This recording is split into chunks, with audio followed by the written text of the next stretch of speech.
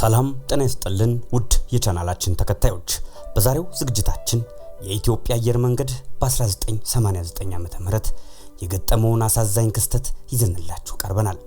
በዚህ ታሪካዊ ሁነትም የኢትዮጵያን አውሮፕላንን የጠለፉት ሶስት ወጣቶችን ጀግኖቹን የአውሮፕላን ካፒቴኖች በባህር ዳርቻ የነበሩትን የአይነ እማኞችን ከሞት የተረፉ መንገደኞችን ሁኔታ ከአውሮፕላኑ ጠላፊዎች ጋር በጀግንነት የተፋለመው ኬንያዊው ጋዜጠኛ መሐመድ አሚንን ድርጊቶች የዋና አብራሪው ካፒቴን ልዑል አባተ ከጠላፊዎቹ ጋር የተደረጉት ንቅንቆችን የሞት ወንበራቸውን ተቀያይረው እድለኛና እድለቢስ ስለሆኑ ተሳፋሪዎች የሚያወሱ የ1989ን ክስተት ባጭሩ እናስቃኛችኋለን። አብራችሁን ቆዩ። በዓለም ላይ እጅግ ከሚደነቁት ግኝቶች አንዱ አውሮፕላን ነው።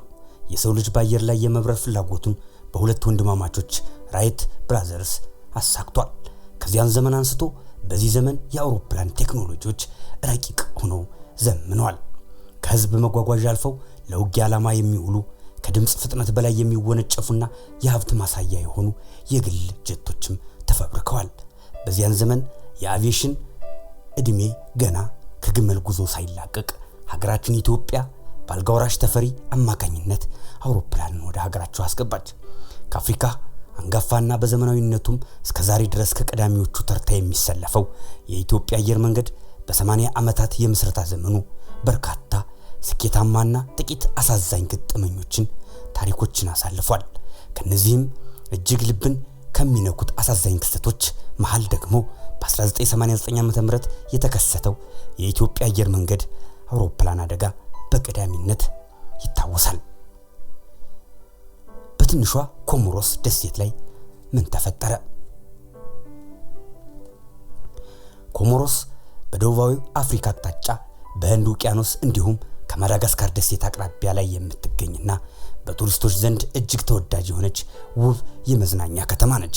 በዚህች አስደናቂና ማራኪ ደሴት ላይ የዓለማችን ቱጃሮች፣ አዲስ ሙሽሮች፣ የመላው ዓለም ቱሪስቶች ምርጫቸውን አድርገው ይዝናኑባታል።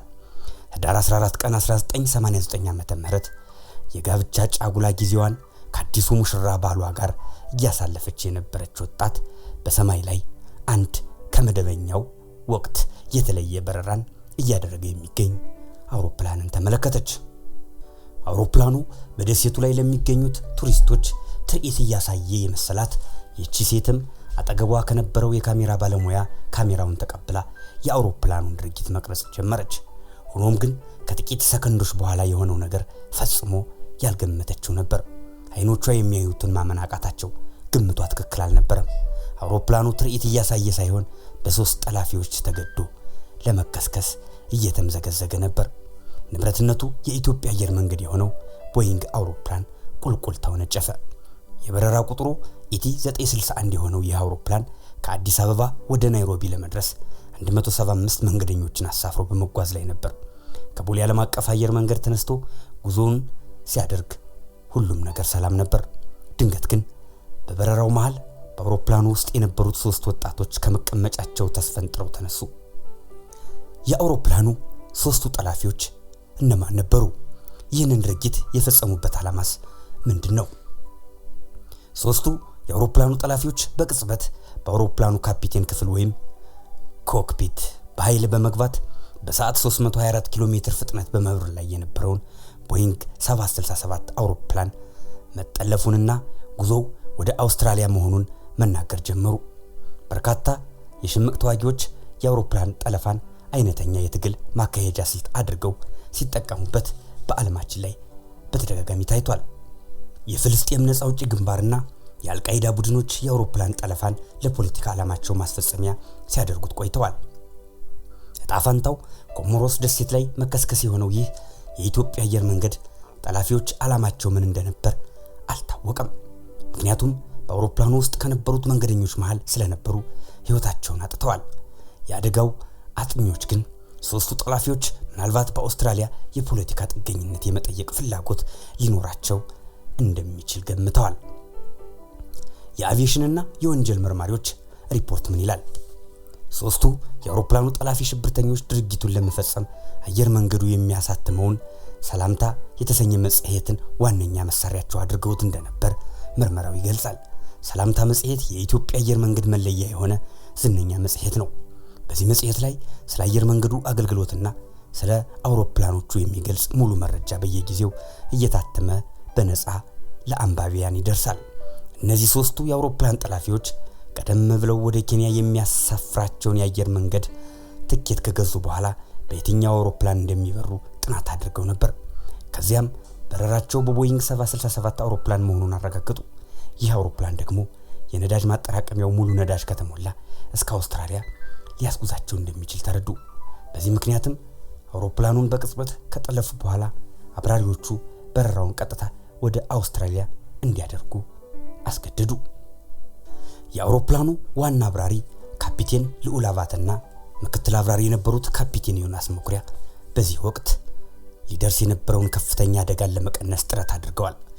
አውሮፕላኑን ጥበብ በተሞላበት መንገድ ወደ ኮሞሮስ ደሴት የባህር ዳርቻ ላይ ለማሳረፍ መሞከራቸው በዓለማችን የአቪዬሽን ሊቃውንት እንዲደነቁ አስችሏቸዋል። ዋና አብራሪ ልዑል አባተ ከጠላፊዎቹ ጋር ግብግብ በመፍጠር የብዙሃኑን ሕይወት እንደታደጉ ከአውሮፕላን አደጋው የተረፉት ሰዎች መስክረዋል። የአውሮፕላኑ ጠላፊዎች ከሰላምታ መጽሔት ላይ የያዙትን መረጃ ዋቢ በማድረግ ካፒቴኖቹ ወደ አውስትራሊያ እንዲያበሩ ቢያስገድዷቸውም አብራሪዎቹ ግን ወደ ኬንያ ለመጓዝ የ2 ሰዓት በረራ እቅድ ብቻ እንደተያዘ ሊያግባቧቸው ሞከሩ። በተጨማሪም ኬንያ ወርደው ነዳጅ ቢቀዱ ግን ወደ አውስትራሊያ መሄድ እንደሚችሉ ለጠላፊዎች ገለጹላቸው። ጠላፊዎቹ ግን ኬንያ የማረፍ ጉዳይ የደህንነት ስጋትን ስለፈጠረባቸው እንዲሁም ካፒቴኖቹን ስላላመኗቸውና አውሮፕላኑን እናፈነደዋለን በማለታቸው 2 ሰዓት ተጉዘው ናይሮቢ ሊያርፉ የነበሩትን የአውሮፕላን ለ4 ሰዓታት በአየር ላይ እንዲበራ አደረጉት። 175 የተለያዩ ሀገራት ተሳፋሪዎችንና የበረራ ሰራተኞችን አሳፍሮ ይጓዝ የነበረው አውሮፕላን ሊከሰከስ ጥቂት ደቂቃዎች ሲቀሩት ነዳጁን ሲጨርስና ይባስ ብሎ ከአውሮፕላኑ አንቀሳቃሽ ሞተሮች መካከል የግራ ሞተሩ ሲጠፋ ሁለቱ ካፒቴኖች በአስደናቂ የአብራሪነት ጥበብ አውሮፕላኑን ኮሞሮስ ደሴት ላይ አሳረፉት። ይህ የኮሞሮስ ደሴት አደጋ እንደሌሎቹ የአውሮፕላን አደጋዎች ተሳፋሪዎቹ ሙሉ በሙሉ ያልሞቱበትና ከተሳፋሪዎቹ መካከል 1/3 ገደማ ተሳፋሪዎች ሕይወታቸው የተረፉ በፈጣሪ ቸርነትና በአብራሪዎቹ ጥበብ መሆኑ ተነግሮለታል። ከዚህ አደጋ በተአምር ከተረፉት ሰዎች መካከል ኑሯቸውን በኬንያ ያደረጉት አቶ አስመላሽ አንዱ ነበሩ። በወቅቱ የተፈጠረውን ክስተትም በሐዘን ተውጠው ያስታውሳሉ። አቶ አስመላሽ በአውሮፕላኑ ክፍት ቦታ ባለመኖሩ መጓዝ እንደማይችሉ ተነግሯቸው ነበር። ሆኖም የአየር መንገዱ የረጅም ጊዜ ደንበኛ ስለነበሩ ወንበር ተገኘላቸው። አቶ አስመላሽ ጉዞ ከመጀመራቸው በፊትም የረጅም ጊዜ ጓደኛቸውን በአውሮፕላን ውስጥ አግኝተው ቦታ በመቀየር ከጓደኛው ጋር ተቀመጡ። አስገራሚው የእድል ነገር ሆኖ አቶ አስመላሽ በሕይወት ሲተርፍ ቦታቸውን የቀየሩት ተሳፋሪው ግለሰብ ግን ሕይወታቸው አለፈ። ለኢትዮጵያ የተፋለመው ኬንያዊው ጋዜጠኛ መሐመድ አሚን ዝነኛ ኬንያዊ ጋዜጠኛ ነው። በዓለም አቀፍ ተቋም ሮይተርስ ውስጥ በመቀጠር በአፍሪካና በዓለም የተደነቁ ፊልሞችንና ፎቶግራፎችን አበርክቷል። በተለይ በ1970ዎቹ ዓመታት በኢትዮጵያ የነበረውን ረሃብ በመዘገብ 2 ሚሊዮን ዜጎች እርዳታ እንዲያገኙ አድርጓል። በ1983 ዓ.ም ኢህአዴግ አዲስ አበባን ሲቆጣጠር የደርግ ስንቅና ትጥቅ ማከማቻ የነበረውን የበቅሎ ቤት ፍንዳታን ቦታው ላይ ተገኝቶ ያለ ምንም ፍራቻ በቪዲዮ ሲቀርጽ በአደጋው ግራ እጁን አጥቷል።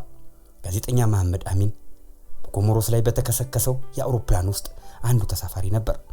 3ቱ ጠላፊዎች አውሮፕላኑን እንደጠለፉ ካስታወቁ በኋላ ሁሉም መንገደኞች በፍርሃት ተውጠው ወንበራቸው ላይ በነበሩበት ጊዜ መሐመድ አሚን ጠላፊዎቹን ሲፋለም ነበር። ከአደጋው የተረፉት ተሳፋሪዎች እንደመሰከሩት ከሆነ መሐመድ አሚን ከወንበሩ በመነሳት ጠላፊዎቹን ሲፋለም ሳይሳካለት ቀርቶ አደጋው ቀድሞ በመከሰቱ በሚያሳዝን ሁኔታ የመሐመድ አሚን እጣ ፈንታም በአደጋው ሕይወታቸውን ካጡት 125 ተሳፋሪዎች መካከል አንዱ ሊሆን ችሏል።